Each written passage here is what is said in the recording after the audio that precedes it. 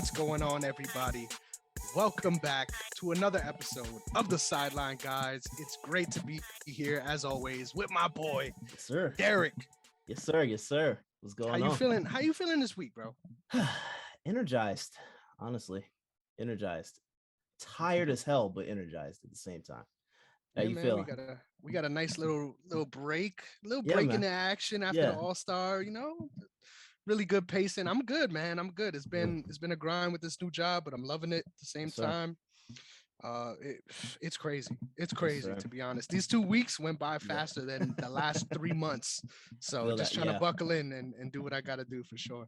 I But feel that. dude, we got a whole bunch to talk about right now, Yes, and sir. I think there's no better story to start this show on as a way to clear the palate because this is Yes. hard shit right here. This is tough, and it'll be messed up if we didn't cover it. So really unfortunate story. UFC former UFC heavyweight champion, uh, a guy that many consider the greatest of all time at heavyweight, Cain Velasquez, first Mexican champion ever in the UFC. Really Hmm. big accolades.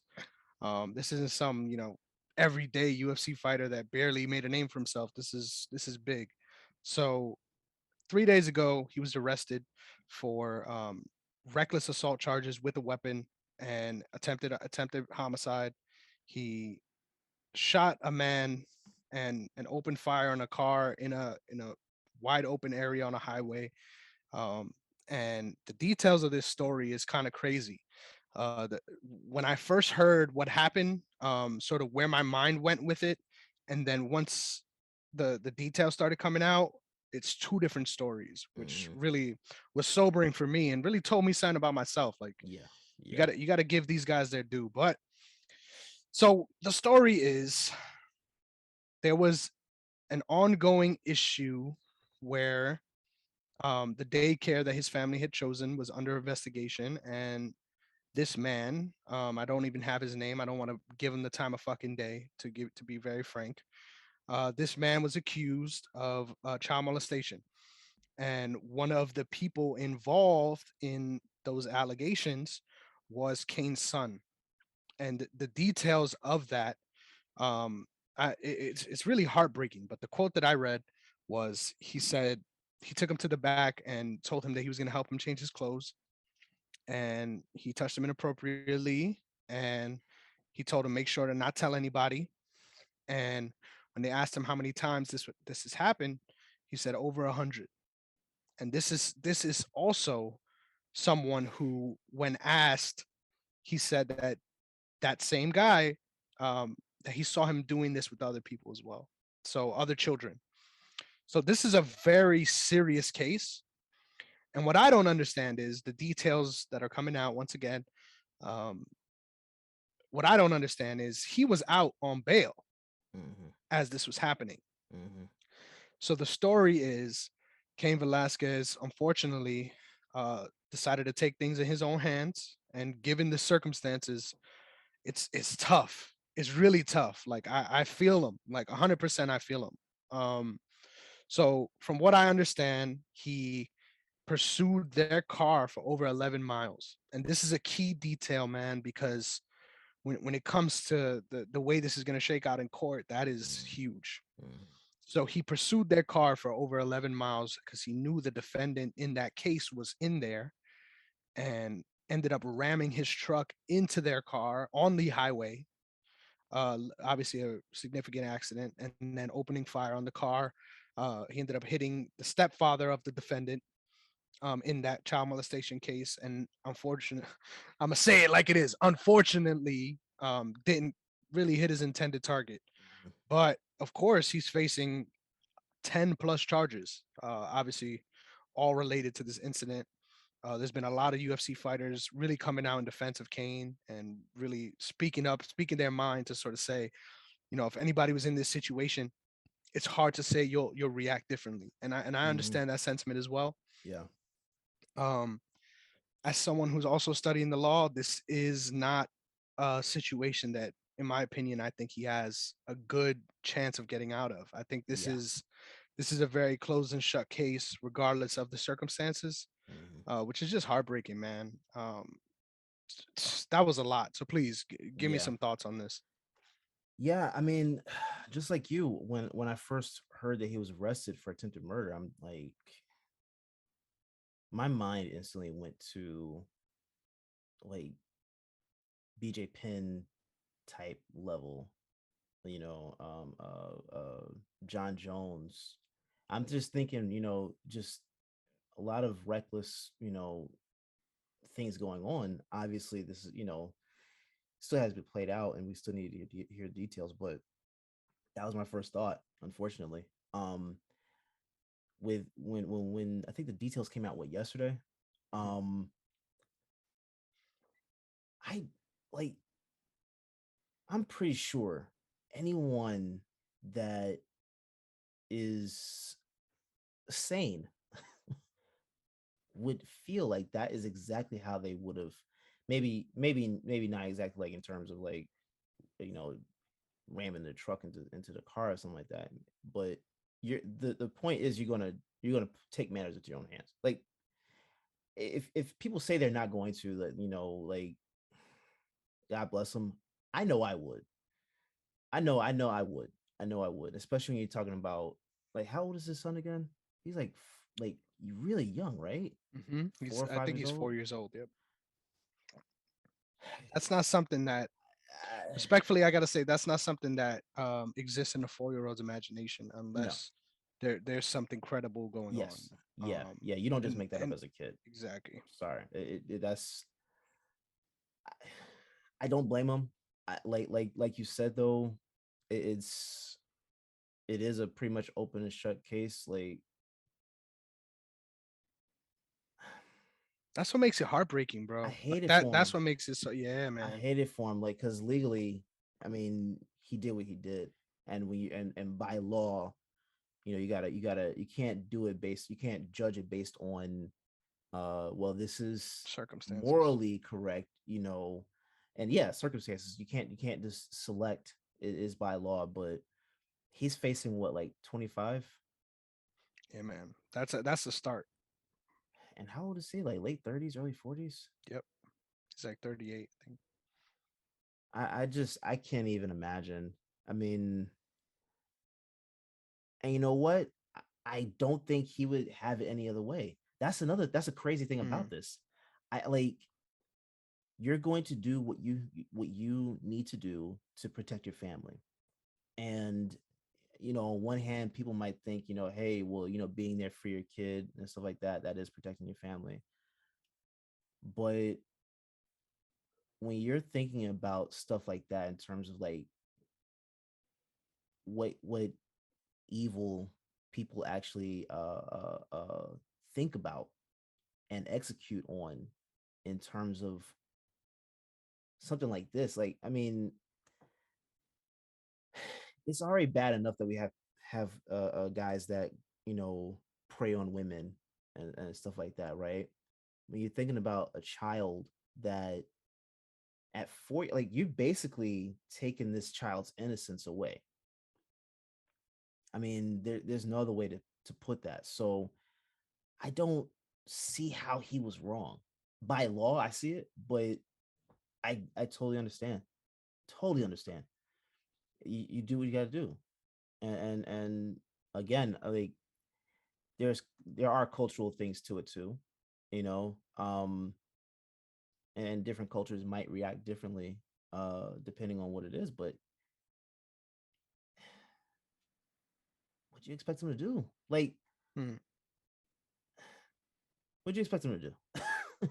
And dude, the Honestly. hardest part about it is like everyone that has been sort of really outspoken in defending Kane and really trying to get their side of their story out. Because, Yeah. like you said, when we first heard this, it immediately is on that. Well, something is clearly wrong with him, and this is a Mm-hmm. horrible look for everyone involved. Mm-hmm. And as these details come out, like you said, it's just you feel for him in the worst way. Like this is Mm-hmm. the worst possible outcome for him and his family because at the Yeah. end of the day, like I understand why you need to take things in your own hands, especially because the state of California allowed that man to walk free, regardless of if it Yeah. was on whatever case, Yeah. regardless of whatever, he was out there in civilization again. Yeah. So I understand that aspect entirely. But the key and critical part about this is he really took pride in being a father, and that Mm, was something that, I mean, let's just say it clear as day. That's something that you want out of all men in today's society, regardless of whatever. mm, And the fact that now, yes, you did the right thing as far as like you said. It's hard to argue against that, but at the same time, this family is now devastated. This yes. family will now carry on without their father Mm, because of this, mm, and that's just another ramification mm, of it all. And it really makes me sick, the fact that he walked away unscathed from this, the yeah. the defendant that is, Yeah. because yeah, they're gonna pursue those charges regardless. And he's gonna get however many years, but it's not gonna be as much as Kane gets for Oh no. whatever this happened. It's not gonna be as much, and that's horrifying to think about. Like it's really horrifying to think about. Yeah. Um, so this is one of those stories where there isn't really a takeaway. There's not something Mm, I could say here to say, this, because this happened, this is gonna happen, and now hopefully moving forward we could fix this. Like mm, there's there's a lot that needs to be examined through the courts on how these things happen, mm, because if you have whatever evidence you may have had against this defendant, um witness protection or something should be involved. If you're going to get this guy out there, um yeah. I don't even know what to say. Like, I don't want Yeah. him to be defended. I don't want him to be Yeah. in a situation where he's protected, but at the same time, like you said, how do you prevent innocent people? Because that's how I feel about Kane in this. Yeah, Yeah, for he did sure. what he did, and he ended up shooting somebody that wasn't involved, which is terrible. Mm, um but at the same time, it's like he was innocent in all this. He mm, didn't come looking for this trouble on his own. mm, This was a situation where his hand was forced on him, yeah. and I just feel so deeply for their family, for everyone at AKA involved. I know that there's so many people. It's not just like he was a former fighter. This was someone Mm, who had aspirations of being a coach, was always in the gym, mm, mm, helping everyone out there, and mm, nobody has a bad word to speak about this man. yeah. That's the real heartbreaking aspect of this. Yeah. There's no, yeah, there was a couple times after practice you got real pissed off and flipped on Mm, us. No, like everyone talks about just what a sweet soul he was, mm, and he made the pivot into pro wrestling. If you yeah. ask me, Yeah, he I did. didn't understand how the WWE didn't capitalize on him even more, because I've saw clips of him in smaller organizations, and he has that Rey Mysterio game. He was Like, it's not phenomenal. a dude, Yeah. it's not a like big man Brock Lesnar game. This is Yeah. like, he's nimble, he's athletic, He slipped just the reminded me of Eddie potential. Guerrero Hmm. a little Yeah, bit in terms of that's a good his shout. shiftiness. Yeah. Yeah, man. Yeah. And had it all. Like, Yeah. the whole storyline, it wrote itself, and they Hmm. dropped the ball on that. But either As they way, normally do. regardless of his career aspirations and everything, my heart just breaks for him and his family, man. I can't believe what they're going through. And I wish that there was a way that the courts could rectify situations like this. I'm praying that somehow, um, some lesser sentence could be imposed, a plea deal of some sort. If the Is prosecutors that have any possible? heart, yeah, yeah, for sure. If the prosecutors have any heart, which I think in this situation they should, hopefully this doesn't even get to trial, because that's the best case scenario. But he's still looking at probably 20 years, Yeah. and that's time missed from your family, all Yeah. over a situation that you really had no control over, Hmm. situation that you were put in because of the defendant's actions, not because of Hmm. yours. Yeah. So just fucking heartbreaking. Like, this story has really took a lot out of me this week. Yeah. And one of the more beautiful things that I saw today, actually, Junior Dos Santos has been Mm, in a series of wars with this man. yeah. A lot of people say that Kane really changed his career, and you Yeah. could, make Yeah. that argument 100%. And he came out, and I'm almost tearing up even trying to tell you this, but he posted a picture of after one of their crazy fights where Junior's all almost looks disfigured, like Hmm. full, like a whole bunch of blood and everything, and they're hugging each other. And he writes a long post talking about how, um, you know, they went through these wars together, trying to achieve glory in the sport. But at the end of the day, he's a man and he's a father, and I always Mhm. respect him for that. And once again, nobody would have reacted differently if they were in your scenario. So we're Yeah. here for you. And all the people coming out, I just really hope all of that gets considered by the prosecutors and they look at the case for what it is, Yeah. because this is just devastating stuff, man. It is. It is. The good thing I will say though is that um I know guys that he's connected to, that he's fought with, that respect him in the UFC and maybe even WWE, that will look out for his family Hmm. while he's gone. And that's the one thing I especially Daniel Cormier. I Hmm. like there's no way that his family is going to um will lack for anything while he's gone, outside of his presence, right? Like I'm that's the one thing I can honestly say that I feel will be good with them, is that they'll be taken care of at least in that way. And I can respect anybody that steps up and you know does that for his family. So For sure. And, yeah, and man. I'm really glad you said that too. And I hate to make this about him, but I just want to say, put your prayers out there for Daniel Cormier too. He just lost his mother as well, Yeah, and yeah, now yeah, he's dealing with this. This is yeah, not someone that was just his training partner. This was his yeah, best friend. yeah, By all accounts, this is yeah, his best friend, yeah, and someone that he accredits his entire career to, let alone yeah. just a brotherhood of training together. This is really a hard situation for everyone involved, and like you said, um, I'm not worried about his family on that aspect, Hmm. but it's just heartbreaking that we know, just because of the the extent of everything. I almost wish in a way that he didn't end up hitting someone else, Hmm. and it would have just been this guy only, because I Hmm. feel like that would have been more grounds Justified. for lesser charges. Yeah, Yeah, exactly. More yeah, grounds for a better plea deal. But I yeah. can't imagine, especially with the public endangerment, Yeah, I was being gonna on say the the reckless highway. the reckless driving part of it is gonna be heavy in and of itself. So like Mhm. I don't know. I almost this is the one time where I actually hope that celebrity uh Influence uh affects this. influences. Yeah. I'm hoping that this can be something where they take everything into account. All right, and give him the least amount of time. Mhm. I mean, as much as possible.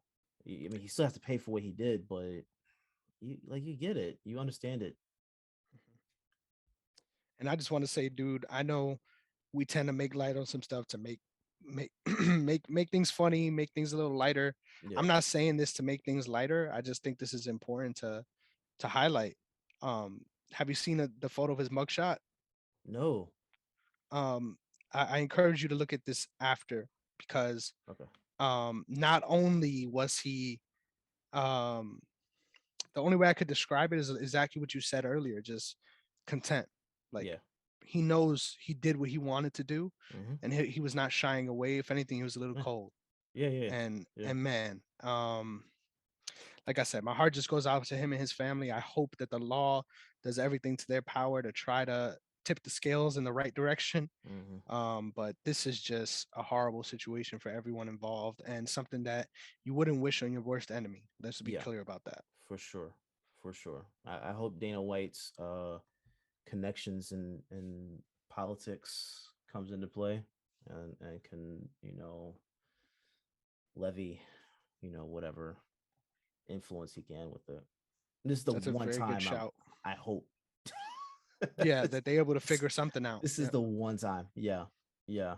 I dude. mean, And the fact that, respectfully, we're at this point, hmm, when this story came out, it was nowhere near this. oh yeah. Obviously we had Yeah. no idea what happened. Yeah. That would have been a completely different conversation. So in a way, I'm glad that we had time to figure out what happened, so that we Hmm. didn't further disparage his name. But Yeah. um once again, I hope, and I'm not gonna say it here because fuck that guy. He doesn't Yeah. deserve any considerations from this. But I really hope that the focus turns on him and not Kane. Yeah. Yeah. Yeah. Yeah. But it's just so hard. It's just so Yeah. hard, man. Yeah, it's a lot. So yeah, we got that out of the way. I just wanted to say it's important to talk about these things. And of course, we're going to carry on and continue to do the show and talk about sports and Yeah. probably crack a couple jokes and make it a Oh little yeah. lighter here. Oh yeah. But let's be clear, throughout the rest of this show, our heart entirely is with Cain and his family and not trying to take anything away from him or say he's a bad person for this. No, this is very black and white once the details came out. Oh, for sure. No doubt Yeah, about man. it. Uh, but I guess the only way to really move on from this is to center ourselves back with what we do. Yes, sir. And you already know we're accountable on this show. So we always look back. It's Uh-oh. important to look back on what we had going on last week. Yes, sir. And some of the predictions, because I thought I did a pretty good damn job. That's all Yeah. I gotta say, man. Yeah. So Yeah. obviously the first one up, Terrence McKinney for Yam. This was a really fun one for me because the way the fight turned out was nothing at all what I thought it would be. I thought if Terrence McKinney did have that success, just everything he's shown, it has been on the feet. So the fact that he was able to, and I love that I highlighted his wrestling accolades on the last show because Yeah. once again, the analysis proves to be tied and true. And Terrence McKinney was dominant, man, from the opening bell, really found himself in a good situation after eating a big leg kick that put him on the floor. Yeah. I think that's important to note, and just a natural scrambler. Like as soon as that happened, obviously he was in a disadvantageous position, but from there he just immediately scrambled the top position and started working his game. And that's not a facet of his game that we've seen yet in the UFC. And then for him to be able to get a submission like that so early, lock in the choke, it didn't really look locked in either. Like the angle was a little bit weird. His elbow was high up in the sky. That's something that coaches usually always tell you. If your elbow's in the middle, like if your trachea is where the elbow is, ideally that's a tough choke to finish because that's a blood choke entirely. You got to get both sides of the trach closed in order for that to work, and usually that's hard to do in the crook of the elbow. And man, he didn't go out, but he forced an tap. You could tell it was super painful. Like he had him really fully extended. Terrence McKinney is a problem. Like let me just make that clear to anybody that was doubting the man. Fast knockouts and now getting submissions like this too. Don't sleep on Terrence McKinney, man, because big things are coming. That's all I got to say. For sure. Next up, Zurong, Ignacio Bahamondes. Shit, I made a little fly on Zurong, and god damn it, I was wrong. But the fight was awesome, dude. Like I really loved the fight. Zurong came in actually. He missed weight by 5 pounds. I think it was a big miss. Jesus. And I was surprised they went on with the fight, but looked a little lethargic. Looked like he was feeling the effects of that. And Mahamondes, I'm just so impressed by this guy. I just want to quickly say something that he does that not a lot of people do. Obviously, re-angling, pumping your jab. These are staples of combat sports, let alone MMA. But this man does such a good job of varying his strikes and really like changing direction. Like you don't see that often. And I know that sounds very basic, but in his combinations, changing direction and recentering his opponent back towards the fence, beautiful. Like just very slick on the feet. And the choke that he ended up getting was super dope. Like it was a very one of those positions where it looked like because of the way Zuran was defending it, bringing his shoulders as close as he could to the mat, it looked like there was no choke there. And brilliantly, Bahamondes circled around, kept the choke, circled so that he was in a point where eventually now it doesn't matter that your shoulders up against the mat because he changed the angle of the choke entirely. You'd love to see that, especially from a striker, to be able to make those adjustments in a situation where most of the time guys slap on that choke and you see it. They're like, they're trying to get it out as fast as they can. He prioritized technique, did the right things, circled out in the right way. And to do all that under duress, man, I'm really impressed by Bahamondes. Once again, another side of his game that we haven't really seen. And after a dominant 2 rounds on the feet. So just super impressed with this guy. He's one to look out for.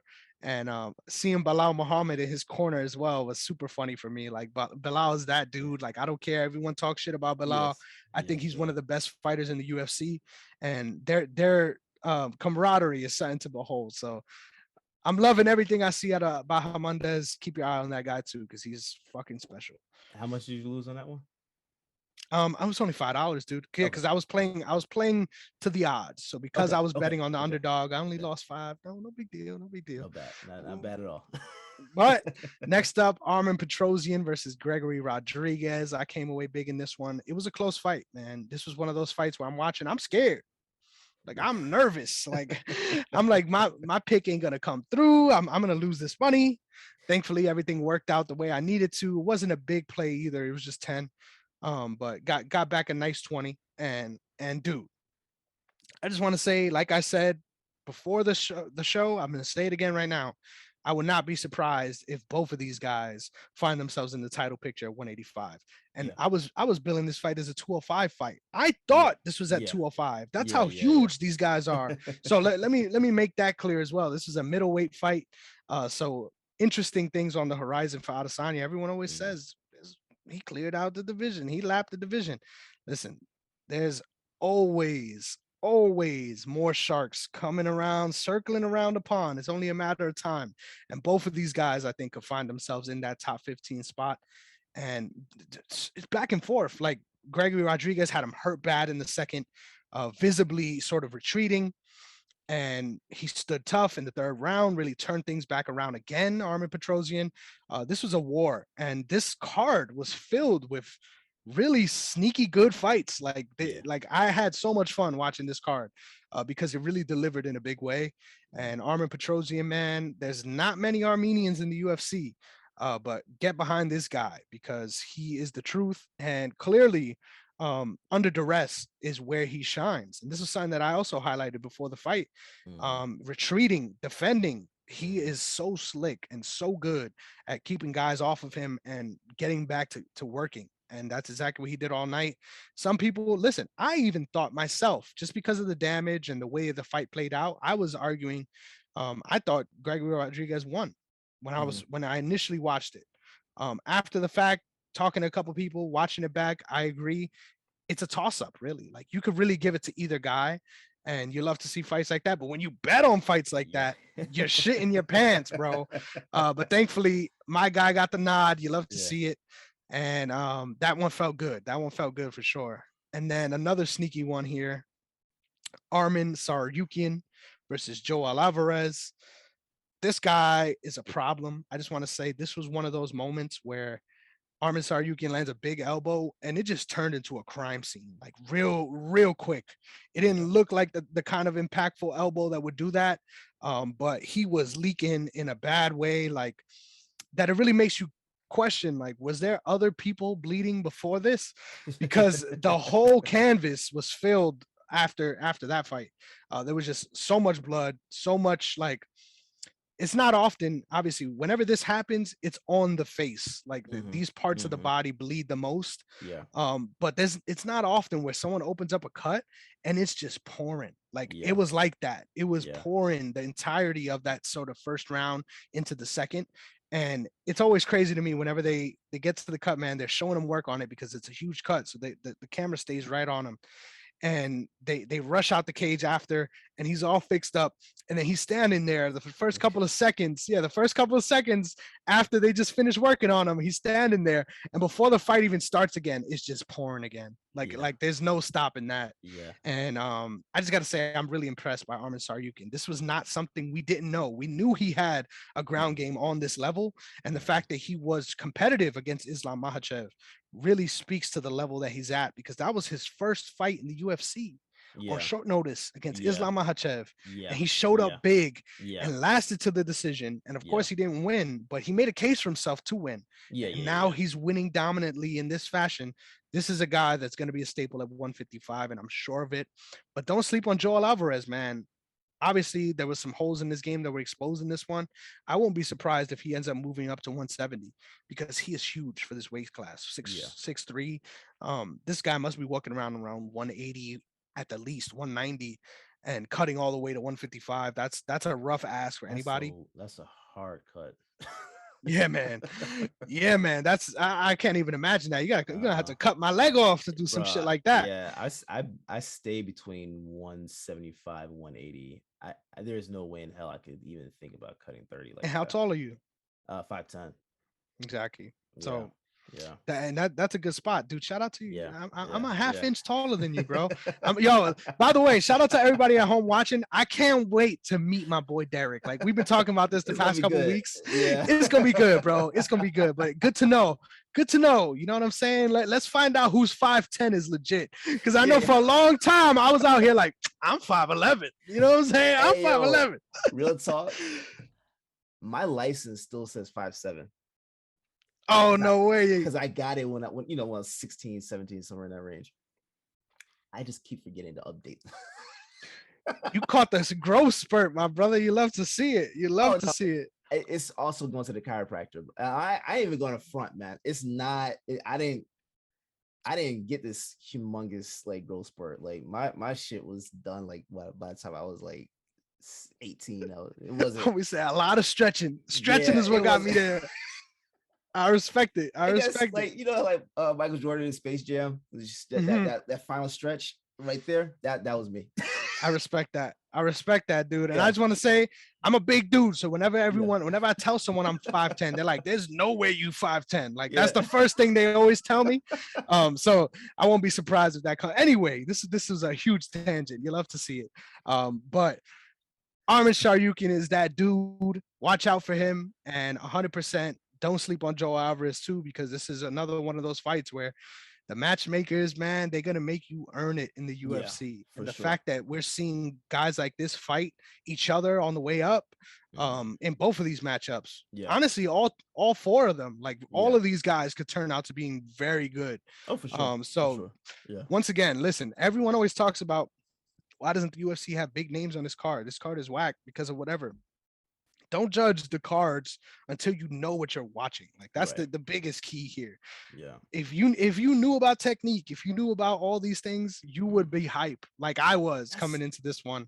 that's one of the craziest things about watching any of these fights, man. Like sometimes you'll sit there and watch the fights and you'll hear the crowd boo because you're not seeing like a lot of strikes. It's not like a lot of strikes in maybe one matchup or maybe one round. They're not, but it's a lot of technique. Technique Mhm. is necessary. It's not Yeah, all man. just going in there and swinging and getting those big knockouts. It's not all about Mhm. that. That's what we love to see. That's like it's like basketball. You love seeing dunks. You love to see the alley oops. You love to see the Steph Curry threes and stuff like that. But the fundamentals, like Tim Mhm. Duncan, right? Like those finesse games, like it's beautiful to watch.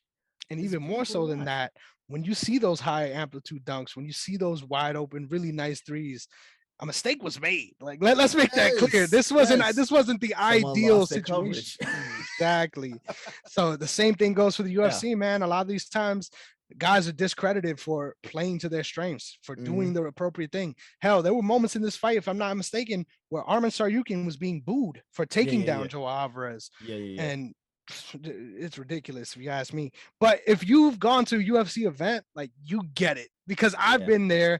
especially after you've seen a crazy fight. Like Hmm. it changes the air of the room. Like it Right, right, becomes right. very much so like chaotic. Like Yeah, and you feel it. Like yeah. and when people are not delivering the same way that other fight was, Hmm. it tends to get a bigger reaction. But either way, man, last week's card was awesome. Islam Makhachev ended up getting a huge win over Bobby Green in the main event. Obviously, I threw a flyer on Bobby Green, but I told everyone that was Yeah. listening who was gonna win. But hell of a performance and dominant in the best ways. Like really Hmm. didn't give Bobby Green a chance to Yeah. execute his game, and did a really good job of slick. Like I said, keeping him at distance with his kicks first, not just Hmm. diving in for takedowns. I really feel like because of that loss, and I said this last week too, but because of that loss, his game is at a place that I think even Khabib's game was never at. Yeah, Like yeah, his yeah. MMA game is on another level. And funny enough, this was so dumb. Like this is the shit that I think should get Dana White fired. But let's get this straight as well. Bobby Green took the fight on short notice. Yeah, Does that mean that 2 weeks, Islam right? Makhachev does that mean that Islam Makhachev didn't take this fight on short notice? Yeah. Because he wasn't training to fight him. No. He was training to fight someone else. Yeah, with and a different still took it style. on short notice. And dude, the story this weekend is Rafael dos Anjos was supposed to be fighting Rafael Fiziev, the battle of the Rafaels. Let's get that right. And Rafael Fiziev ended up pulling out because he got COVID. Now, in the talks of who could fill in, I don't know if it was Islam himself or his manager. It looked like his manager, if you ask me, because of the way he tweeted it. But either way, his official Twitter account asked for that spot, asked to fight RDA again. So it's a fight again on a week's notice. And for whatever reason, they couldn't get the deal done. And now Renato Moicano's in. But you know what Dana White said? This shit is criminal. This is my what the fuck. I'm going to give it right now. Because what the fuck, Dana White? This man says, I don't know what happened with Islam. We were trying to get the fight done, but now he has to fight Dariush again before he is considered to get a title shot. What? Like, yo, Dana is what stuff, bro? Don't you want guys that'll put their hat in the ring, regardless of how that plays out in negotiation? Because apparently something was snagged in negotiation that changed the outlook of this, which is why we ended up getting the fight that we're having now. But either way, how the fuck do you look at that and not say Islam's a gangster? Like that should be the first thing you're saying as a promoter. Like I had this guy calling me trying to take this fight, and we ended up deciding against it because of this, and this reason. Yeah, like you could have easily said that, propped up the guy that you know is the future, but instead you try to shoot him in the foot. I don't get it. And Beneil Dariush is out at least 8 months. He fractured his fibula. This is not a simple injury where he'll be back next month. He's out for a long time. And now you're saying he's not going to get an opportunity unless he fights him. Like, come on, bro. Go to hell, Dana White. He's on something, man. I can't wait till he's done. And the shit is, I don't think he will be. I think he's gonna be like fucking Bob Arum until he's 97. Yeah, and it's those type. I hate saying this. But it's those type of guys that live for the longest time. For real, just I think there's something that really around. Like what the hell? Dude, just surviving off of the life force of all the hate that they've acquired throughout their whole lives. Yeah. Like Vince McMahon's the same way. No, Vince McMahon's gonna go soon, bro. The amount of steroids that guy takes is insane. It is. But crazy times here in MMA. I just gotta say, Dana White, you ain't shit for that. Like how do you find the one way to fuck this up? Like that was the one way to try to mess up this situation, and you fucking did it. So what the fuck, Dana White? Yep. I should give it to myself, because what do I expect? What do I expect at this point? Crazy. But last week was all in well. I technically went 2-2 on the bets, but 3-1 on the picks. So you can't be too mad about that. You still won. Can't be too mad about that. But this week we got an awesome card, man. This is a card that you have been telling me about before we got here, which is rare. So I just want to start at the top where it matters, and then we'll sort of work our way down from there. I want to give you the floor on this one, man. Colby Covington up against Jorge Masvidal. What about this fight really had you excited, and what is your thoughts on this weekend's matchup? Excited? I'm just excited to see Colby lose again. That's really my excitement, man. I don't see him doing anything. We discussed this before, but Covington has not had that much time to like fight lately. So, his last fight against Usman, like who really thought he was gonna do anything? Who really thought? Because he hadn't been fighting like that. It's the same way I feel with Masvidal. Masvidal has had a little time off, but I expect more from Masvidal, man. I don't see anything improving with Colby's game. Colby is who he is. He's the fighter that he is. He's just a he's a cheap knockoff version of Conor McGregor. Just all talk. You're not showing improvement in your arsenal. You're not like it's just you're able to sell a fight because you can talk and Hmm.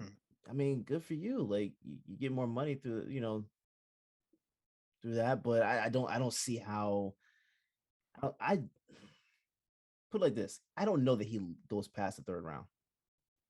Wow, that's big. I really don't because I expect Masvidal to actually take him out. Like That's big. I I just want to expect say, that. listen, if you haven't signed up for FanDuel yet, now's the I keep fucking time. forgetting.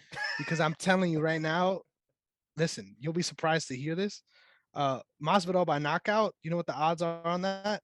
Was that? Could you give me a guess? I just want to hear what you think Ooh, and the payout on it? on the odds, the line.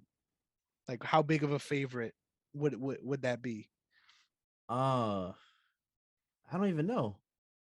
dude? Jorge Masvidal by knockout plus 1,500. 1,500. So if you bet $100 on that and it cashes, you're getting 1,500. So if you're that convicted, bro, do it. I just gotta say it, do it, because holy shit, I'm not gonna lie to you, bro. I want that to happen. That's where my heart lies. I I know wish. where you're going with this. I just wanted to say there is something that I gotta disagree on with you on, bro. I gotta be transparent on this show. Yeah, I please. really feel like, and this is gonna cover your ears, bro, because you might know. I don't think there's anybody in this division besides Usman that beats Colby Covington. Um, Mm-hmm. I disagree. I feel like he's grown ever since he even left ATT. He's grown, especially in the stand-up areas. He has a cardio that I don't think in the UFC anyone could rival it. Like even he has a Yeah, yeah, Nate yeah, yeah, Diaz level of cardio, yeah. like where off rip, you know, no matter what, if you're running with that guy, you're fucked. Like You're good. off Yeah, rip. And yeah. that was his strength as a wrestler. And Mm-hmm. he's able to blend that now in MMA. This fight is very interesting to me because stylistically, and this is something that I talked about on my other show on the MMA Mm-hmm. archive, Mm-hmm. stylistically, this is a fight that the odds are where they should be. Yeah, yeah. Colby Covington is a minus 300 favorite. Mm-hmm. They, I think this is a long shot for Jorge Masvidal to win, and Mm-hmm. it breaks my heart to say it. But what the only angle that I find makes this fight even more interesting, even more than just the sort of technical aspect, is the fact that they were teammates and the fact that they Yeah, yeah, both yeah. helped each other grow in the areas where they were deficient. I think that's Mm-hmm. key because they Mm-hmm. know each other's tendencies. Mm-hmm. Um, Obviously, it plays out in both ways. So yeah, Yeah, yeah, yeah, Masvidal knows how to get to him, but Kobe knows how to get to him on the takedowns as well. yeah. So I really won't be surprised. I think if any bet is the best bet, I would say to go the distance for either guy, Mm-hmm. whoever you have winning. That's what I would recommend, just because this is such a hard matchup for Masvidal because of all the things you said. He's coming off Mm-hmm. of a knockout to Mm-hmm. the same guy, Yeah, Kamar Usman, just yeah, tearing through the division. So yeah. I this mean, fight, man, I just want to say real quick, this fight right here, it breaks my heart. But mm-hmm. as soon as the fight's over, Kobe's gonna be fucking screaming and saying whatever he has to say Mm-hmm. about this. And before we know it, we're gonna find ourselves in a situation where him and Usman are going for the trilogy. And I I don't firmly want to believe see that. that. See, the thing about it though is, I think the part reason why I'm saying what I'm saying is Kobe doesn't know how to fight without emotion, like in these types of fights.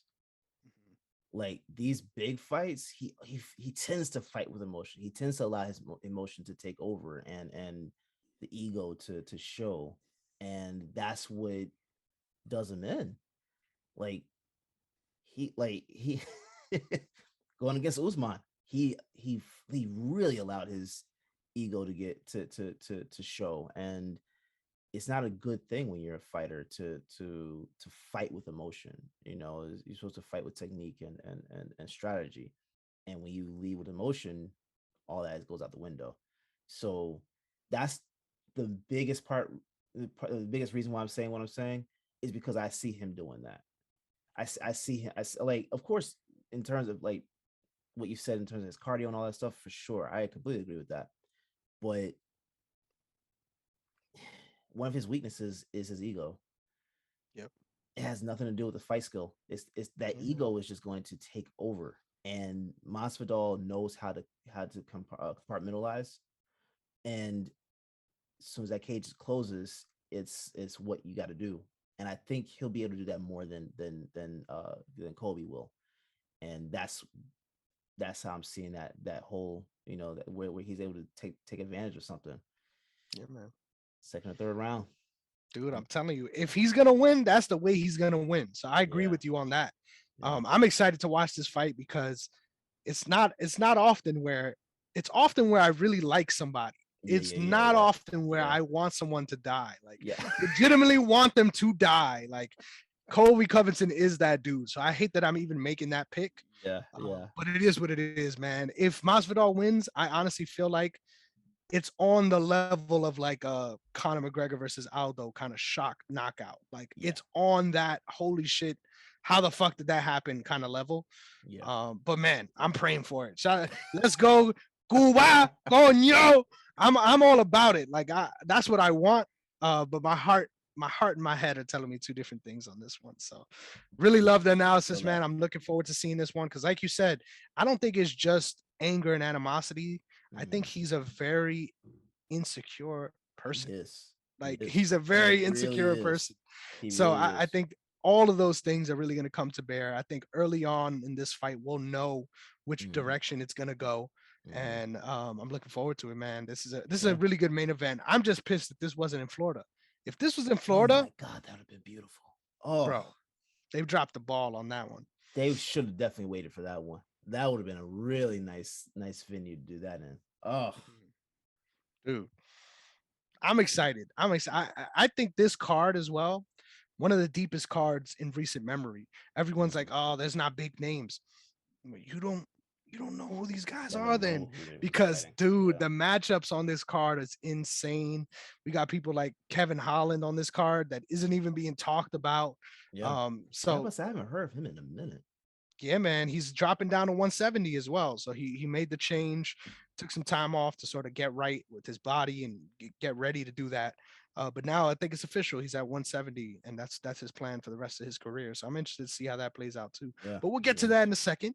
Yes, sir. Our co-main event, we got Rafael dos Anjos coming up against Renato Moicano. Once again, Renato's filling in for Rafael Fiziev. I hope he heals up from COVID swiftly because that's crazy that he was even forced out. I just want to say Renato Moicano is a fucking gangster. Like shout out to him for taking this fight. The story is he was in on a charter plane on his way to Brazil to go see his family because remember he just won a fight as well on That's the same right. card. That's right. So he was on the way to go see his family and then immediately turned his ass right back around and came back to Vegas. So shout out to him for stepping up. Yeah. This matchup tripped me out. Like I'm just gonna say this matchup tripped me out. Like I don't know which way to go on this one because and if you're betting, honestly, I say stay away from this one because the style of Rafael dos Anjos and the pressure sort of hmm um game that he has, I think Renato Moicano has folded many times to people who fight just like Dos Anjos. hmm But ever since he's been fighting at 155, he looks like a changed man. So I really have no idea which way to go on this one. I feel Yeah. like the last three fights that I picked of his, every time he's won, I picked him to lose, and every time he's lost, I picked him to win. So I have just a horrible handle on his career. So I once again, that's what makes me really unconfident about this one. Yeah. But this is a matchup to look out for because this is 5 rounds. Let's get that clear. Usually they don't make Oh, co-main events 5 rounds. This is a 5 round fight. So what's the reasoning behind that? so from what I gather, they really want to push Fiziev. And that's what this fight was for. This was to put Fiziev in that sort of upper echelon of 155. But the issue is, and this has happened in every one of his fights almost, in the third round, he tends to gas a little bit. So hmm I think they were trying to see, how he would look in 5 rounds versus 3 rounds and whether or not his game could translate to that championship level. And the fact that he ended up pulling out. I'm surprised that they kept it 5 rounds, especially with the short notice nature. But apparently Yeah. everyone agreed to it, and we're ready to rock for it. So honestly, how do you feel about that? Because I really like the idea of co-main events being 5 rounds, regardless of if a Yeah. title's on the line. Yeah, they should be. They should be Mhm. because like the more the higher you rank and stuff like that, the more notoriety you get. You should be able to get those longer fights and co-main events with whether it's a title fight or not. Like Mhm. I almost feel like the fight before the co-main event Also has a and shot. main I event mean, yeah, needs to be 5 rounds for sure. that's a good Like shout. because it when you're leading into the main event, right? Like it just makes sense that you're able to put like this. You should be able to do 5 rounds. For sure. You should be able to do five rounds because of the fact that you're getting closer to that. Now, if you're talking about prelims or whatever, totally understand. 3 rounds, no problem with it.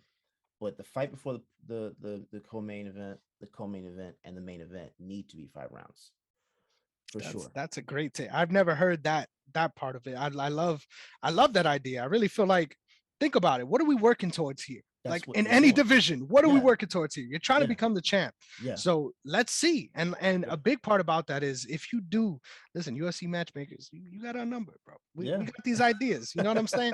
But if they do that, please keep the heavyweights out of those spots. Like yo, keep them in that 5th spot, 4th spot, because the last thing we need is some non-title heavyweight 5-round fights. I will die. Like I yeah, legitimately will die. But yeah, that's a great shot. I agree, yeah, especially with the lighter weight classes. Put get these guys out faster. there. See what it's like, Yeah, because it's not the same thing. Like yeah, everyone says, oh, it's not a big deal. It's just 10 more minutes. Dude, when you feel like quitting on the treadmill, yeah, ask yourself to go another 10 minutes, and you'll yeah, see how long yeah. 10 minutes really is. 10 minutes Um, is an eternity. yeah, man. And especially when you got someone trying to kill you on the other Uh-huh. side of the fence. Um, once Yeah, again, it changes the landscape of the fight entirely. yeah, yeah, And I think that really plays big into this one, because Rafael dos Anjos has so much experience in 5-round fights. yeah. And obviously he's on regular proper notice for a 5-round fight. Hmm. Crazy times. Yeah, I guess my pick is Dos Anjos. I guess. that's my I pick. don't know. But when I made my pick on the MMA archive, you know what I said? I was like, I'm picking Dos Anjos, which means y'all should go and bet on Renato Moicano right now. Like, put the money up, because it's clear y'all are gonna get that just because I'm picking Dos Anjos. But Yeah, I'm picking him too. I'm picking him too. mhm, When you're prepared to go 5 rounds, like that short notice type thing to go into a 5 round fight, it's not the same preparation. yeah, It's man. not the same preparation as a full camp would be. So yeah, I'm going RDA for You love sure. to see it. You Yeah. love to see it. Next up, man, this fight right here. This fight right here, bro. I'm not gonna lie, it's not it's not the most competitive. And the reason why I say that Mm. is because I think regardless of who wins, I think as soon as the fight starts, we're gonna know who's gonna win, because they're gonna be having their success. We got Edson Barboza coming up against Bryce Mitchell. I don't know if you know much about Bryce Mitchell as the character. No. He's a fucking idiot. I'm just gonna say that right now. I don't agree with anything he says. Yeah. Like sometimes that's the sad part about MMA. You get invested in these guys because of their skills, and then you Mhm. find out that they're fucking capital D dunces. Yeah. And he's one of those guys. Um, I'm gonna give you one anecdote just so you have an idea. He was on the MMA archive, literally. MMA archive. I wish he was on the MMA Hour with Ariel Hawani, Yeah. literally saying that school shootings here in America are government controlled, and that there is no such thing as school shootings. These are government ploys to try to take away our guns in America. This is the kind of fucking deranged human being he is. But when it I bet he's comes from to, like Virginia or something. oh yeah, Kentucky. He has ties it's to even West better. Virginia. It's even better. Alabama. Arkansas, my boy. Arkansas. Arkansas. Oh. Yup. You should have heard him. He got the accent now. He's like, if you come to my street, brother, if you come to my street, we armed to the teeth. It's the worst. It's the worst. Literally the Oh my armpit of God. America. But Yeah. Bryce Mitchell, the fighter. Bryce Yeah. Mitchell, the fighter, is fucking good, man. Also, really quick anecdote. I think this is important for me to note because this is once again just pointing to the idiotic nature of Bryce Mitchell. Do you know? Have you heard of this story that Bryce Mitchell had to go to the hospital because he had a tool belt on with a drill, and just so happened through a series of unfortunate events, he drilled open his entire nutsack and needed reconstructive surgery in order to put his testicles back in his body. This is the kind of person that we're dealing with here. Would you want to fight someone like this? I don't think I Hell would. no. Hell no. Hold the hell up, bro. How does that even? Never mind. I don't want to know. I don't want to know. Bro, I don't want to know. bro. Some shit that I say on this show, I understand. Like, you probably don't believe me. Google it. I promise you, this is real. If you just Google Bryce Mitchell drill, it'll Oh come my up. I God. promise. So he lost his marbles in more ways than one. Yes. The marbles are gone. They have long left the Yeah. building. But once Jesus again, we're here to Christ. talk about the technique, man. If we had this conversation about every NFL athlete, the show would be 10 hours long. Oh, for But sure. Bryce Mitchell's the range, but as a fighter, this guy's technique is on another level. His pressure game is super impressive. This is someone that has came close to landing a twister in multiple fights. That's a Oh, submission that's only happened once in the UFC ever. yeah. And he sets it up in a very real way. Like, this is it's replicable. There's many rounds that ends where if he had 10 more seconds, he would have gotten a twister submission. So I really Wow. love his game, especially on the ground. He has stand-up skills, but on the ground, he's tenacious. He works at a rate that you don't see. Like, it's rare to see someone that quick on the ground. Very, Mm. very reminiscent of guys like Randy Couture. That's a throwback name for you guys Wow. at Yeah. home. Very fast on the ground, that he's nimble like a cat. Like, Yeah. he's able to transition 3 steps ahead of guys, that you see them sort of like their look on these guys' faces. And people like Charles Rosa. Charles Rosa's a fucking black belt from ATT in his own right. This is not some slouch on the ground. And he's another guy that almost fell victim to the twister. Crazy level of grappling for Bryce Mitchell, but he's fighting a striking specialist of the highest order in Edson Barboza. Yeah. So I hate Edson Barboza fighting at 145, by the way. I feel like he is so big for that weight class, and it takes a lot out of him to get there. And I think that's really going to show in this fight because he's going to need that cardio into the third round. Oh, yeah. But what makes this fight so fun is both of these guys' Achilles heel is the strength of the other guy. And on top of that, as soon like there can easily be a scenario where Bryce Mitchell is dominating this fight and then just dies because Edson Barboza puts him on the highlight reel. Yeah. So we've seen that before. Yeah, man, way too many times to be comfortable with. So I'm so pumped for this fight. I see a lot of people, honestly, on both sides of this, making big bets on both sides, and I'm staying the fuck away from this one because this is that kind of fight that I feel is really a coin toss. And as soon as the fight starts, I think we're gonna know who's gonna win this just by the way it's playing out. If Bryce Mitchell thinks that he could sort of stay on the back foot and try to defend and keep himself away from strikes, he's gonna get fucking torched. Like, let's make that clear. Oh, yeah. So I'm really excited for this one. My pick is Bryce Mitchell, but once again, I won't be surprised either way. Whew. I'm still messed up with the drill, man. Yeah, the drill. That's oof. I'm gonna defer to you on that one. Got you. I'm gonna say Cool. Bryce Mitchell. Yes, sir. Because I've never seen him fight before. Mhm. Barboza I have, but I'm gonna just defer to you on Mitchell. Yeah, man. Yeah. I'm telling you, man, you're not gonna regret it. Tune in for this one because this is Oh, gonna be yeah, a hell yeah, of a yeah. fight, man. Yeah. Definitely. Next up, Kevin Holland coming up against Alex Cowboy Oliveira. I got a little quick story about Alex Oliveira too. So do you know that Alex Oliveira in Brazil has 7 baby mamas? Now listen to this shit. Listen to this shit.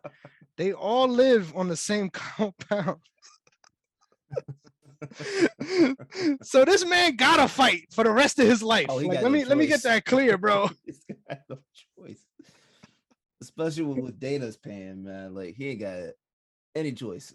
Yes, sir. Yes, sir. He's gonna need a couple of bonuses. Let's just say that. Yeah. Once again, Kevin Holland making his welterweight debut in the UFC. He's fought at welterweight in the past in his career, but never in the UFC. I think this is a tough matchup for him. Like I'm gonna be honest. Yeah. Like I really feel Yeah. like this is a tough matchup. I think Alex Oliveira has shown to be a really good fighter in all aspects, but the issue is he has a hard time deciding which sort of side of his game he's going to implement. I think there's been a couple fights where he comes out just focused on the grappling and gets guys out of there quick. And then there's a couple fights where he finds himself trying to strike and then gets in trouble. And vice versa, where he's doing well on the feet and then decides to grapple and gets himself in trouble. So I really feel like this matchup is a lot closer than people think. Right now, I think Kevin Holland is a minus 160 favorite. I'm putting a flyer on Alex Oliveira. I really feel like it's a perfect storm given the debut nature at this weight class for Kevin Holland. I'm a big fan of Kevin Holland though. Like I like watching him fight. He's entertaining as fuck. He's gonna be no matter what, we're gonna hear him talking some shit. Oh yeah. But I'm going with Alex Cowboy Oliveira in this one. Yeah, I'm going with the Cowboy too. I think when you're making that jump in weight classes, even if you've been there before, it still takes some stuff out of you to do it. So because of that, I'm going with Oliveira because I would go with Holland. Yes, sir. Yes, sir. Usually, yeah. Usually I would go with Holland, but I'm gonna go with Oliveira on that one. So real quick, this is something I was on the train today, and this is the question that I thought of asking you about this because I didn't know you back then, so I think it's appropriate that I ask. Yeah. When you found out that one Greg Hardy was going to make his UFC debut, was that something that interests you as an NFL fan? Was that exciting to you? I'm just curious. As an Eagles fan, it made me laugh. It made me laugh because it when you're like, we know his history. I don't have to go through all that, but to me, it was one of those things where it was like, okay, now you've got a reason to put your hands on someone. Okay. I'll put it like this. I'm impressed he's lasted this long. Oh, it's not because of him. Yeah, let's get that clear. It's not. But I am impressed that he's lasted this long. I agree. Yeah, he's not winning this fight though. Yeah, man. He looked like trash that last fight. Yep. I mean, he did hurt Ty. He did hurt Ty. He hurt him, which was crazy. He's the only person that hurt him on the feet in his whole career. Yeah, notable. He hurt him, but that's really going to jail now. Yeah, that was such a big fucking When I saw him get dropped like that, the way that I screamed, bro, it's rare that I pop like that. Yeah, that was a hard fall.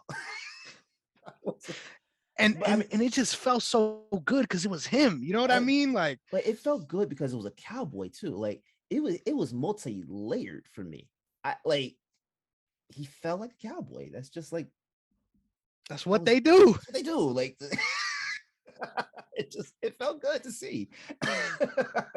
Yeah, he ain't winning this fight. I don't even know who he's fighting. I just know he's not winning this fight at all. So funny enough, he's fighting Sergey Spivak, who is a Russian grappler. And let me just say this because I think it's important. MMA math does not work, but let me say this. He has a dominant submission victory over one Tai Tuivasa. I think that's notable. And the reason why I think that's notable is because when I don't know if you saw this fight. This was like, at this point, at least a year ago now. Greg Hardy fought someone named Marcin Tybura, and he got taken down. And he looked like a fucking adolescent. He looked like he had no clue what was going on the ground. Exactly.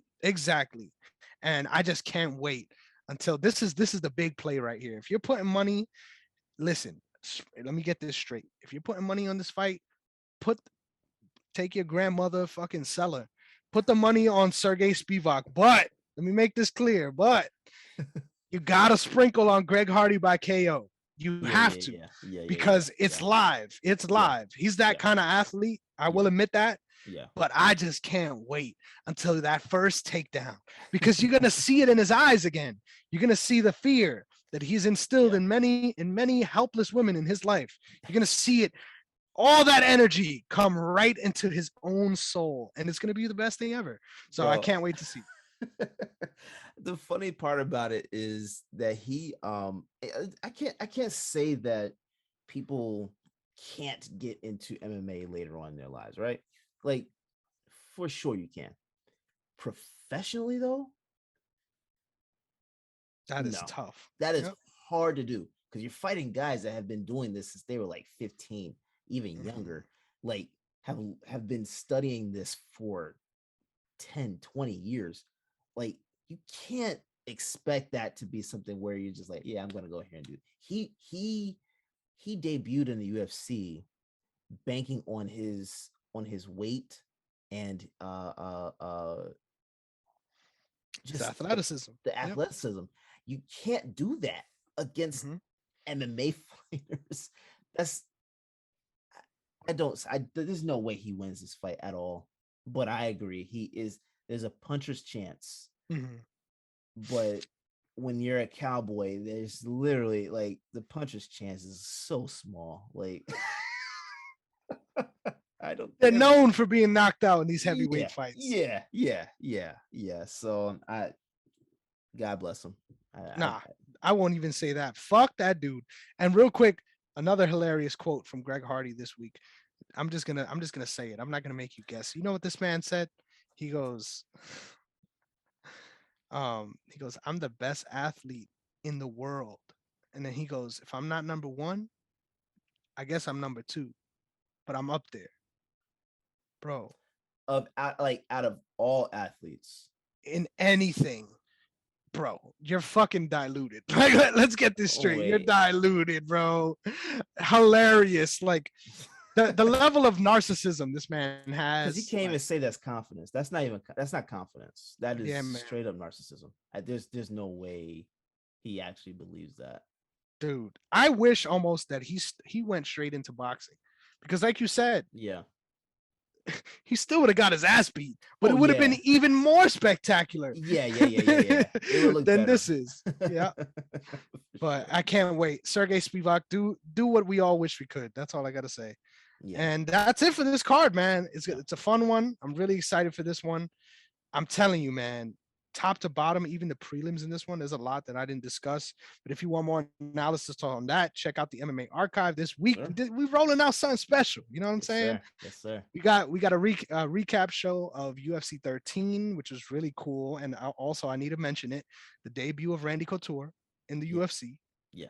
Fucking nuts. I was mind blown watching this guy perform because I knew the technique was there. I get why he's so heralded, but to see it myself, like, that was amongst hair too. Dude. Amongst all the people that I've been impressed with, I have not been impressed by anyone more than Randy Couture in the UFC up to this point. Yeah. So super, super excited for you guys to see that. But on the other half of the show, I broke down the whole card with MMA Wiz on Twitter. Shout out my guy MMA Wiz with 2 Z's. This guy knows his shit. He caps every week. He went 10-2 on his picks last week. Killing it. And we were on the same side on a lot of these fights, but there's a couple we got opposite sides on. So it's gonna be fun to watch how that plays out. If you want some more analysis, check that out on the MMA archive, dropping on Friday. Yes, sir. But now you told me you want to talk about this MVP discussion. I'm gonna let you take the floor here because I don't know which way you're gonna go with it. So I gotta make sure I'm coming at it the right angle. So you got the floor, brother. Tell me what you want to talk about here.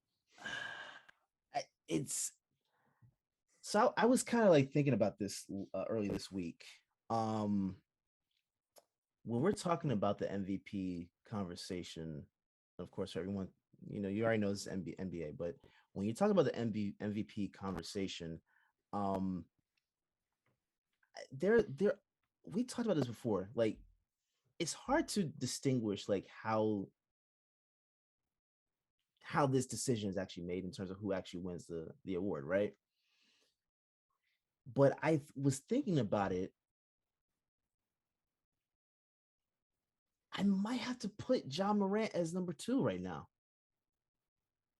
That's a great shout. I might have to put, because like I started thinking about it, like Embiid, he's been doing his thing all year, right? So I might have him at 1, Morant 2, DeRozan 3. And I think the chips may fall after that, like where they may. Jokic, I wouldn't be surprised if he's even in the top 3, but that's where I'm putting mine right now. Embiid, Morant, DeRozan. But I was asking someone about the MVP conversation, and they said they had LeBron in that conversation. And they smoking crack. Like I'm confused because like he starts saying, you know, on a statistical perspective and everything. I get that. Stat wise, LeBron does what he does, right? But does this MVP conversation, like, it has to take into account what you're doing for your team, right? Like where your team is in the standings, what your impact is on the team, especially what your impact on your team is versus other individual players and their impact on their teams, right? Like, I'm almost afraid that LeBron is actually going to get into this conversation. Like and that's, it's almost based off narrative, because I don't know what this conversation is based on.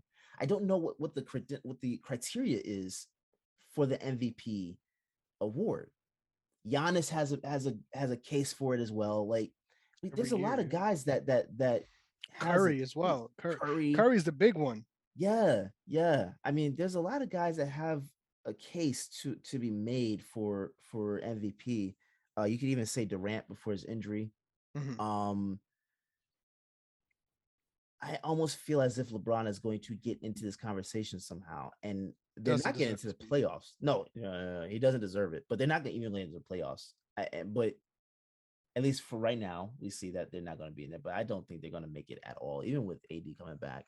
Bro, they can't beat the Clippers. They can't. They can't beat the Clippers, bro.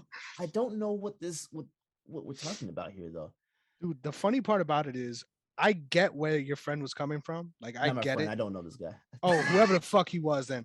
I get where he was coming from. I get it. Yeah, like, I get the rationale. But for someone like him to end up in that MVP conversation, he needs to be averaging like 40. Like, there's no way you could have the stats that he has basically every year, respectfully. Obviously, it's very impressive stats. Let's make that clear. Hall of Famer, no doubt stats. Like, that nobody's questioning that.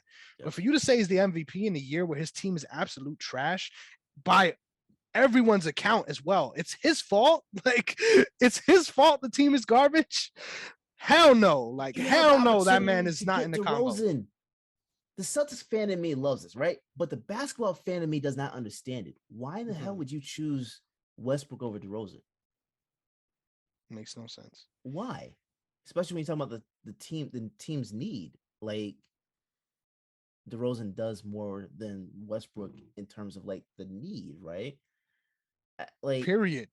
Even before this season, period. Yeah. I just don't want to turn this into a LeBron conversation. But I was gonna say we can't do this 2 weeks in a row, bro. I'm so but real quick, what is more MVP shit than needing to give up a top 5 pick in order to sign him in free agency? That's some MVP shit. I just gotta say, that's some MVP shit.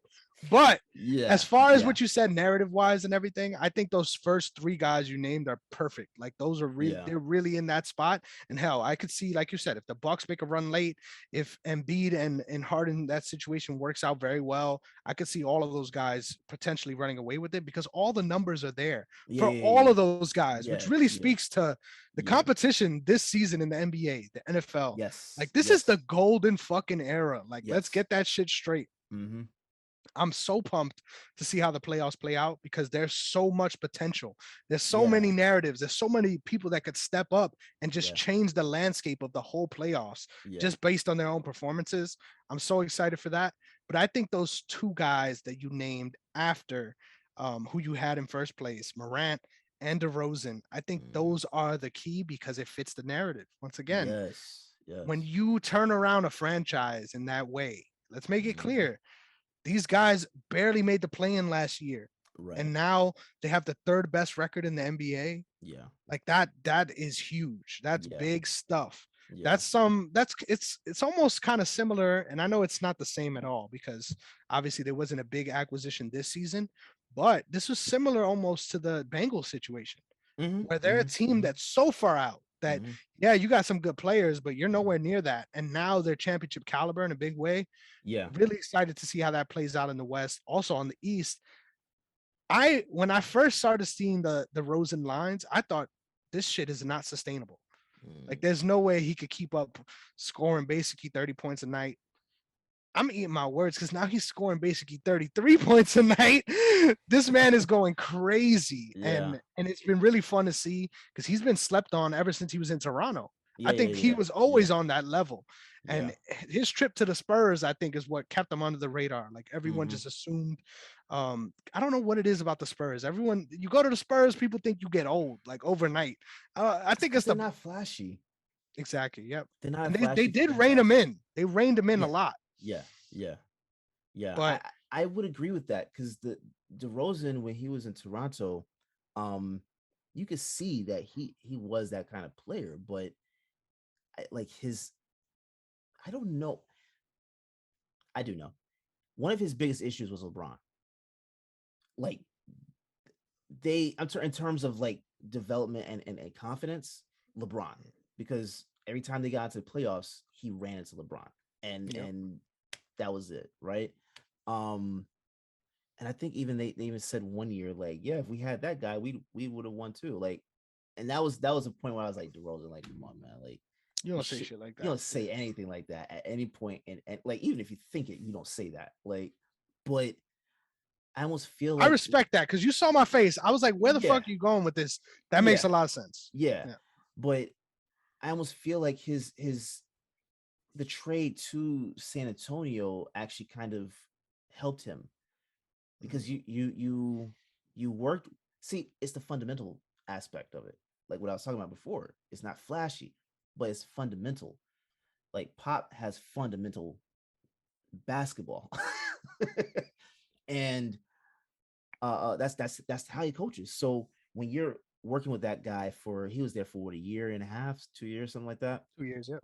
Um, being traded to going to Chicago at that point, you've got that you got like another you have something else in your arsenal, and I think that's being shown right now.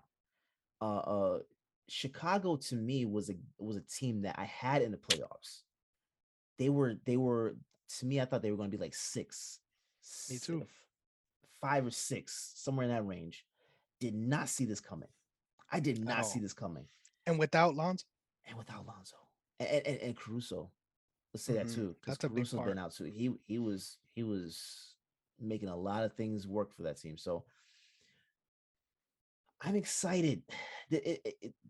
For the first time in I don't know how many years, There's an we're talking. MVP race. It's a race. We It's could an have this actual conversation. race. Yeah, it's not like we're sitting here saying that. Oh yeah, LeBron's just gonna run away with it, or Giannis. There's really no competition, or ADD. Harden. Yep. Yeah, it's actual like you can actually say 1 through 4. You can make a case. Either one of those guys can win the award, and I'm actually okay with it. Dude, if the season ends right now, each one of those guys are getting at least one first place vote. Like at least one. I'm So okay with it, and I knew the Grizzlies were going to be a playoff team. I knew they were going to be a playoff team. I had no idea they were going to be this dominant. mhm. They've been slapping guys around left and right. So, Dude. And let's make this clear too. I didn't think I listen, I was high on Golden State coming into the season. I had no idea that the Suns were going to be at this level, Mm-hmm. way ahead of everyone else in the Mm-hmm. NBA. Mm-hmm. And Golden State was going to be on that same level, and the Grizzlies are right behind them. Like Yeah. I think it's what 1.5 games. Yeah, it's not far. It's not much at all. Insane, And to be insane. completely honest, I could see because Phoenix is going to get Chris Paul back, right? Golden State's going to get Draymond back. A lot of things are going to play out differently for those teams when those guys get back, right? You can make a case. Phoenix, Golden State, and Memphis in the NBA Finals. You can you can make an actual case for each team right now to get into the finals. And that's all in the same conference. Same conference. Hey, guess what, bro? I'm excited. Like, I'm actually excited about the playoffs. It's usually like for the last couple of years, it's been like, okay, like you like certain matchups, right? But the excitement doesn't come until the conference finals, maybe the actual finals. This one has a lot of storylines going into it, and I'm excited because no one saw, like, okay, we never thought Memphis, Chicago, Cleveland. We didn't think any of these teams are going to be playing on the level they're playing on. You know what I'm saying? I'm thoroughly invested into the playoffs right now. Dude, there's fucking 8 seeds that we didn't expect. The Clippers, without Paul George, without Kawhi Leonard, doing their damn thing out there in the West. The East, period. The whole East is on another level. Yeah, it's on another level. Yeah. And I just want to say shout out to the Celtics for turning it around at the right time, because we wouldn't get this rare form of Derrick at this point in the season if the Celtics didn't get their shit together. Like, let's make that clear. You would have checked out a while ago. I'll put it like this. I would have checked out on the team because I did last year. But in terms of basketball, I'm still gonna be hyped. Like, I'm a basketball fan. I'm a Celtics fan for sure, but I'm a basketball fan too. And again, I knew the Celtics were going to be okay. Like, beginning of the season, a lot of people kept saying, like, I had a Lakers fan tell me that the Celtics were not going to make the playoffs. Oh, he's wilding. The Celtics were not going to make the playoffs, and the Lakers were one of the best teams. Oh. And I laughed because she needs some copium right now, bro. You're talking about a team that just got together in terms of like the coaching staff and everything like that. You got to gel. You got a couple months of gel. They're like the record. I'm not paying attention to the record. And you were the big one on that. I just got to shout you on that. You were on that train since day one. Yeah, I mean, to be completely honest, there was a lot of stuff that you could see that if you were actually paying attention, you could see, okay, they just need to fine tune certain things. Boom, you're right there. Anybody, look, one more thing. Anyone that was getting on Al Horford, I'm telling y'all right now, I don't want to hear anything about y'all. I don't want to playoff time. When it comes playoff time, I don't want to hear anything. Shut your mouth. Don't talk to me, because I don't want to hear you guys praising this guy. Don't want to hear it. There were even Celtics fans that were saying that we need to sit Al Horford and stuff like that at the beginning of the season. Like, how? Why? For what? What is your problem? Horford is fine. He's fine. He was a great investment. It was a great opportunity to bring him back, and you see why. Telling you, them OKC boys, man. Why? Like, you need those veterans, right? You need those veterans, and he spaces the floor in a way that you needed, and then he went and got Tice, another guy that spaces the floor. Yeah. And I just want to say real quick, I know this is your team, but I got to jump in there and say this. We were saying this when the Celtics were bad. When the Celtics were in this spot. Exactly. Ain't no Johnny come latelys around here. We got this shit together. Yeah. And real quick, you didn't say it, so I got to say it. Someone got to say it. This isn't a team that, Tatum's scoring 40. Jaylen Brown's, he's going crazy. Yeah, those things happen. But they're doing it on the defensive end. This is not just, offensive firepower. Defense is what wins championships. Yep. And they turned around the entire, literally, you could see in this stretch just by the stats, but just by the way they're playing, like it's a different game entirely at this point in the season. And it's been really fun to watch, man. They really turned it around in a big way. And I made a lot of good little side bets throwing it on the Celtics. I will tell you. Good. I hope that's already started to pay off. Yeah, man. But yeah, man, the playoffs this year are gonna be exciting as hell, and I'm looking forward to it the way I haven't looked forward to the playoffs in a while. Yeah, man. In a while, because it's usually like it's not until the second round conference finals where you're like, okay, like let's get into it. There are a lot of matches where you look first round, just I could skip this one. I could just look at the highlights and be fine. Not this year, man. Not this year. This year is like you got to watch every game. This is going to be some good basketball to watch. It's going to be really nice. And I just got to say real quick, because at this point, I don't even think you need a what the fuck, right? We could just give it to your boy that was talking about LeBron being the MVP. He's smoking some shit because that shit don't add up to me whatsoever. Everything we spoke about just now. Yeah. And real quick, this is something that obviously we're talking about come playoff time. So I'm pivoting a little bit here. Yeah. But there's some big news that came out this week that I think, once again, this just had me jumping for joy, bro. And you already know what it is. What do you think about the Sixers making a waiver claim to pick up one DeAndre Jordan? What do you think of that move and how it affects their playoff hopes? Personally, and I might sound like a hater, I'm okay with that. Personally, I don't think it moves the needle. Really? I don't really think it moves the needle. Because when you're talking about like you had Andre Drummond at that spot. Sure. I get it. Drummond is maybe not what he was before, but he was doing. I disagree with that. No, I'm saying in terms of like the level he was on 7 years ago.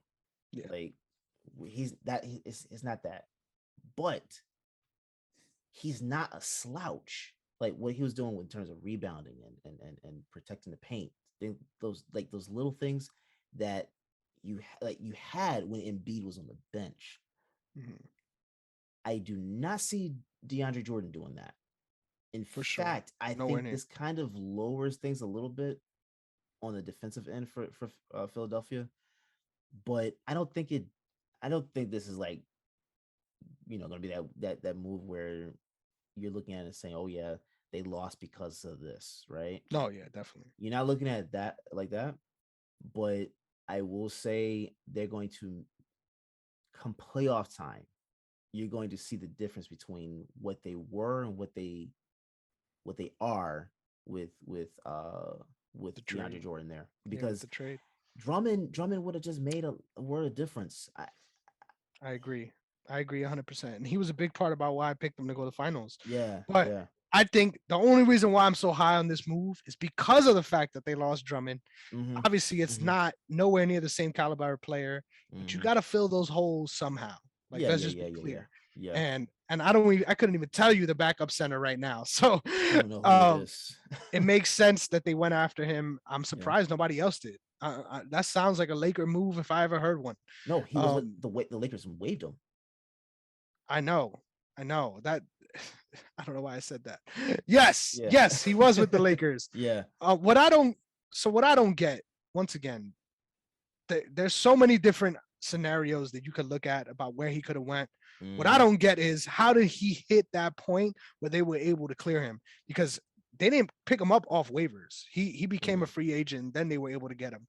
I don't understand how no other team made a flyer on him, because even there's a lot of teams that could benefit from having a guy like that on the bench, in my opinion. To be completely honest, I don't think so. Really? I don't think so. I don't think so. DeAndre... Is this a 2K take right now? Am I having a 2K take right now? No. I'm not saying he can't still play. Mm-hmm. I'm just saying that level of dominance that he even had maybe 3 or 4 years ago. It's Like not there. that's gone. That's not there. The DeAndre that a lot of people were expecting, like, even in Brooklyn, like that's just not. He's not there.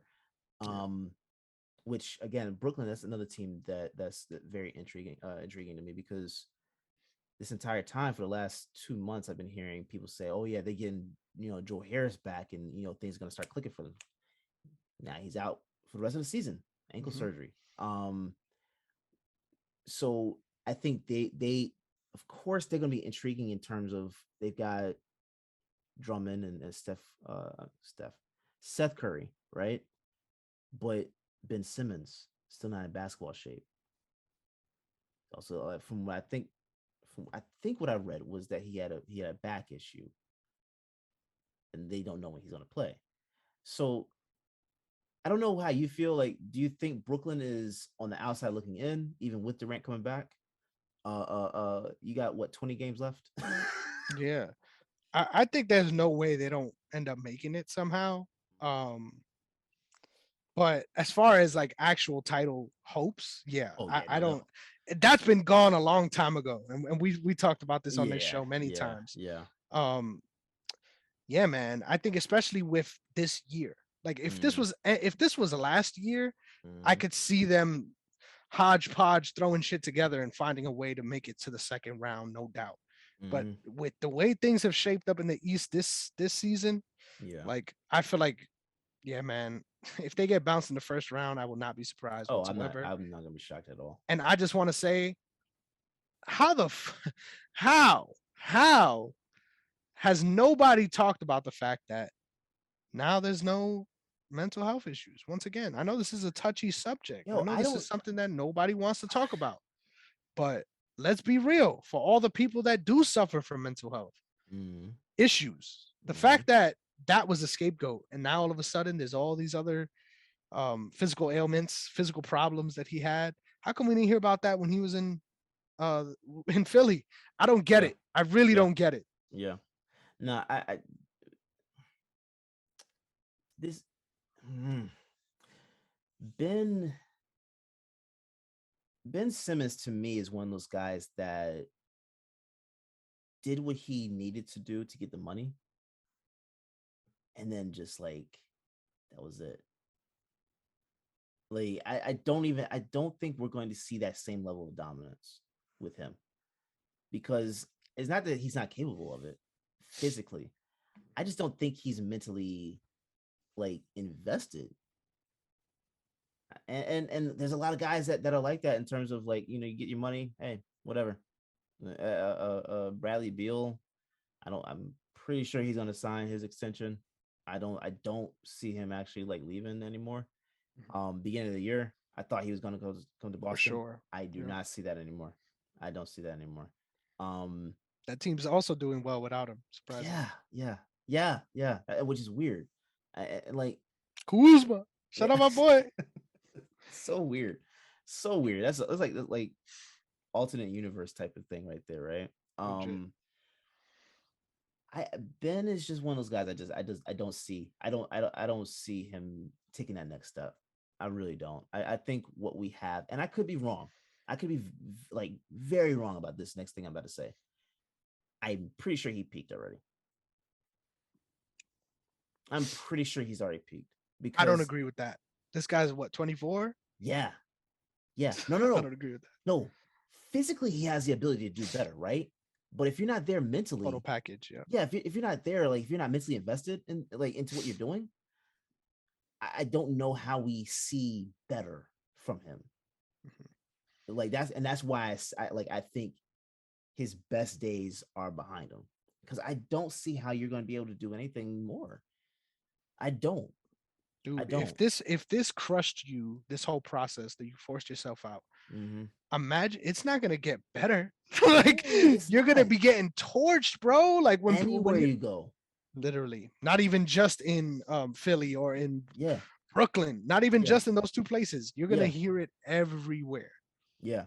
Yeah. So I don't see it. I really don't. And this is a team that a lot of people had coming out the East. We Yep. didn't, but I think they messed up 2 years ago. No, a year and a half ago. They would have been perfect. They probably would have been my favorites had they kept Karis LeVert and Jarrett Allen. Had they not like made those moves to move them out, you get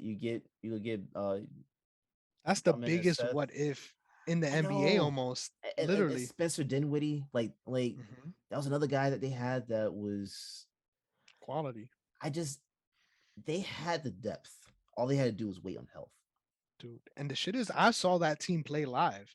Like Yeah, the yeah, the yeah. bench, the bench would come on, and that Yep. place would come alive. Like it Mm-hmm. wasn't like there's not a lot of units in the NBA that can do that. Mm-hmm. Where the bench Mm-hmm. comes in and you feel their effect on the game, Mm-hmm. like that was huge for them. And the Yeah. fact that they lost all those pieces, gutted it all out, Mm-hmm. did whatever move they thought was the best move in the moment, and ended Mm-hmm. up here is so crazy. Like, It's and weird. even with this fucking vaccine mandate going back to as if nothing happened, which whatever. Once again, if these things are happening, that's what's happening.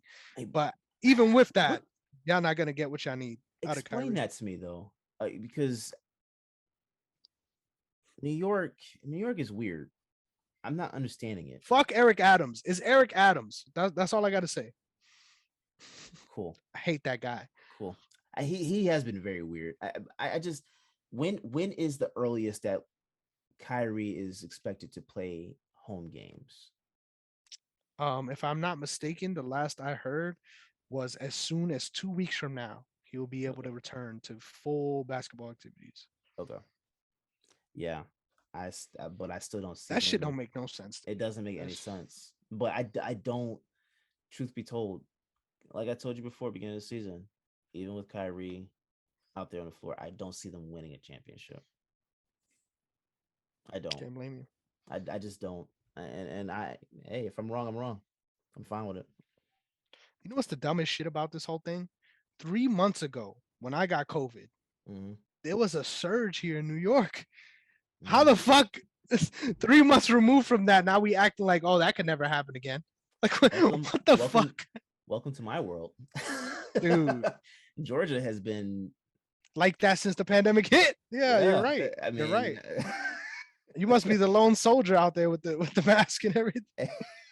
bro, it's crazy down here. But I mean, that's it. Seems to be that's where you guys are headed. And if I don't see Brooklyn having enough time to turn this around. I don't know. I don't. And I know there are people that think differently and feel differently about that. I don't see them having enough time to turn it around. If this happened in December, cool. December, January, maybe. But we're March. We're in March right now. It's Yeah, not that much time before the playoffs. You cannot start figuring things out now to win. yeah, man. You can't do it. So Dude, it's gonna be a wild ride. Buckle in. The yeah, rest man, of this season is gonna be fun to watch. it But is. let's make one thing clear. If anybody knew that Brooklyn wasn't shit from the beginning of this season, it was Derrick. Because I was here, I was trying to make a little bit of a case. I'm like, nah, but you see, they got the pieces. I was trying to make the case. Derrick was like, hell no. And you convinced me. I came on, and I just gotta say, if if any show ages like a fine wine, it's this one Yeah. right here. Oh, for In the sure. NFL season, in the NBA season, we Yeah, know what the fuck we're talking about, and we'll we leave it sure at do. that. We sure do. We sure But all do. right, man. Why don't you give them your handles and let's get out of here, man? Yes, sir. You can follow me at Derrick_OTS, DERRICK, the black way to spell it. But more so, follow the brand at OTSMediaCo.com, at OTS Media Co. You see it. All social media platforms, OTSMediaCo.com. Check out the articles we have up, the other shows that we have on the platform as well. Rate, review, let us know what you guys think. We have a lot of shows that are coming back, but also coming back with new intros and stuff like that as well. So, it's we're taking things to another level, and let us know what you guys think. There's stuff, there's a lot of stuff that's happening and changing. So please let us hear how you guys feel about it. So that's all So I I got. just gonna say it because you're not gonna say it. So somebody gotta fucking say it. These intros didn't fall from the sky. They weren't imported. My boy Derrick has been putting in some crazy fucking work. Shout out to you, real shit. Sure, man. On our show, on that show, Yeah. on all the other shows that are getting these intros. The quality is bar none impeccable on a level that honestly, to be frank, I'm not saying this because I doubt you. I didn't expect that you could produce something on that level Yeah. consistently across all these different shows. Like Yeah. this guy knows what the fuck he's talking about. If y'all need a promo reel, the email's there. That's all I gotta say. The email is there. But follow him on all social medias. You could catch me at Negron MMA on Twitter. The Twitter's growing, bro. I'm Yeah. almost at Yeah, it is. 250. I'm gonna hit Yeah. 250 real See? soon. So I'm excited about that. Up. You can also catch me on Instagram at Chris Negron _. Always good things coming out of there. And the MMA archive, we ain't stopping no time soon, baby. It's getting bigger. It's getting better every week. Yes, I've sir. been having a blast, not only recording it by myself, but also getting other people involved now. It's been really fun, sort of expanding my horizons in that way. And you love to see it. Before you know it, shit, sir. I'm gonna be a podcast extraordinaire. Oh, for sure. But we're working. We're working every week. Thank you Yes, guys sir. so much for tuning in, as always. And you already know, every week, if you got your friends with your shitty takes, send those comments to us. If you want to influence these segments, we'll talk shit about all your friends' stupid comments and make it big on this show. Because, like we said from the beginning, don't sleep on the sideline guys, man. We know what we're Oh, talking about, and we come with the heat every week. You already know. 272 is big. Don't forget this weekend. Check it out. Shout out my boy Cain Velasquez. We're all yes, sir. standing with you. And with Yes, sir. that, y'all have a good one, man. Peace.